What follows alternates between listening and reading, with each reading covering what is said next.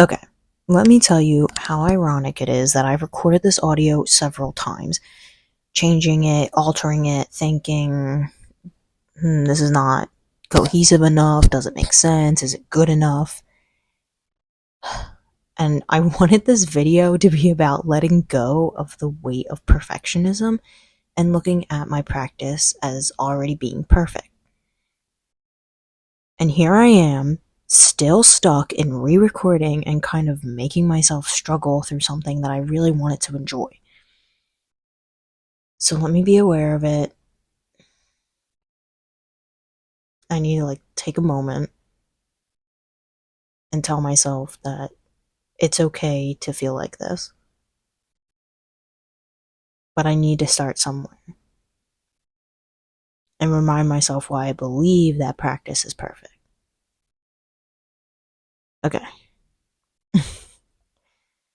This might sound simplistic and obvious, but I think kind of like a lot of what I'm going to say on this channel might seem like that to a lot, or some. I don't know, it depends on who I attract. You cannot have your product without progress. You cannot expect yourself to have everything you produce be accepted by others.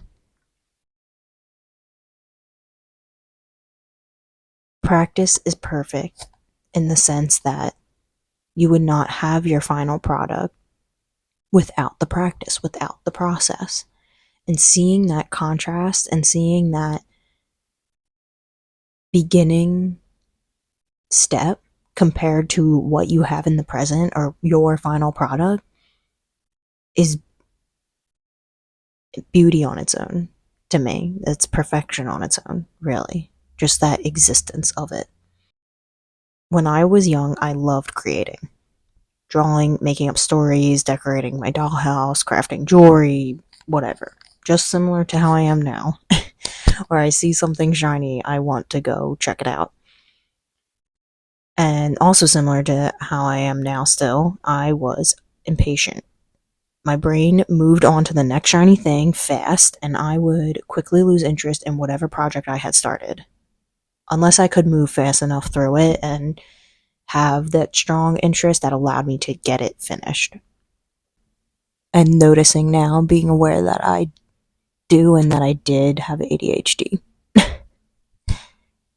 So I skipped through the basics when it came to learning to draw.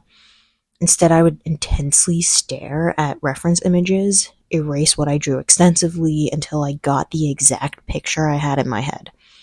The process itself wasn't too fun, except for the moments when it started to look like what I had in my head, and then seeing the final product, showing it to someone who would go, "Oh wow, that's really good," gave me that high. And then the drop off of that high was intense because I didn't really build any long lasting skills to be proud of, and not any that helped me onto that next step.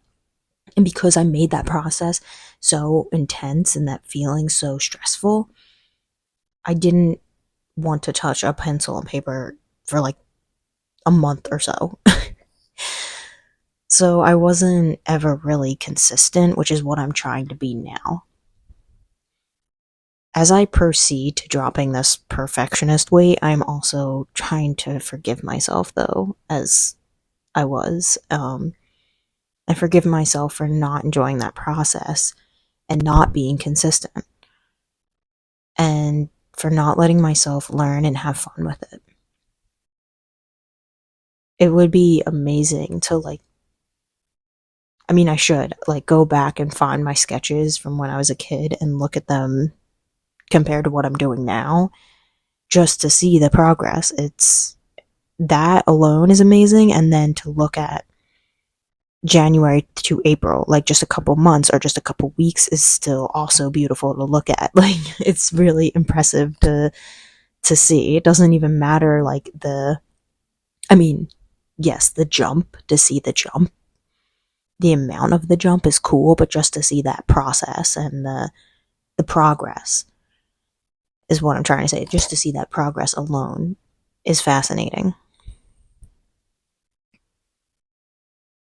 Okay, so my example of this is if you look back and found a caveman, you wouldn't look at him and go, damn, you're ugly.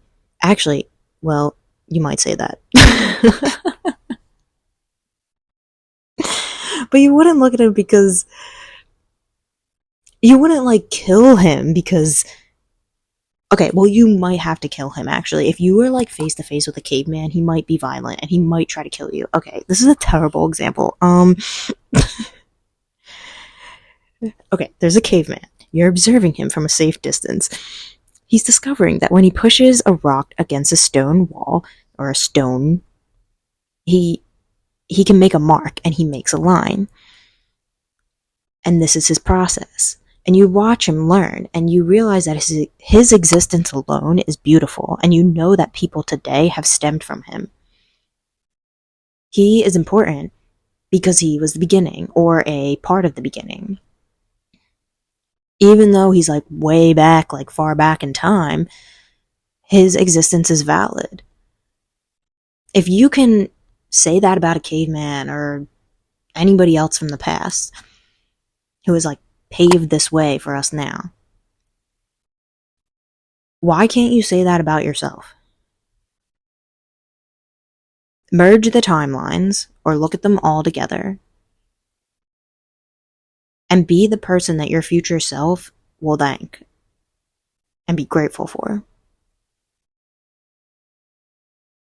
Though I feel like I'm going a little backwards, going back to the basics here so I can give my skills a better foundation, I'm still grateful for the lesson of knowing that I don't want to create art from a tense or stressful place anymore. I am capable of making beautiful things, but on my way to that, I'm going to make some ugly things. And as I shift my mindset and let go of this weight, I can actually see that my ugly drawings and sketches and that process are beautiful on their own. They are what led me to here and now. It's actually really funny that I have an issue with these steps.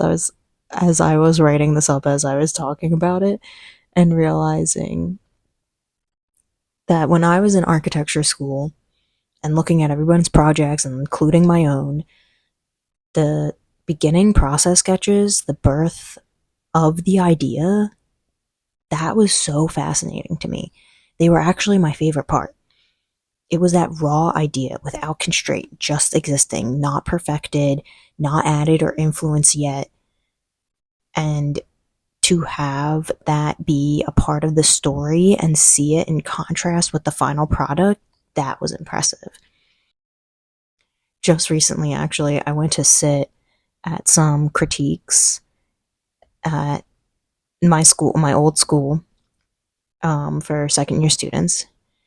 And all of them, during their presentations, they all skipped over their beginning concept.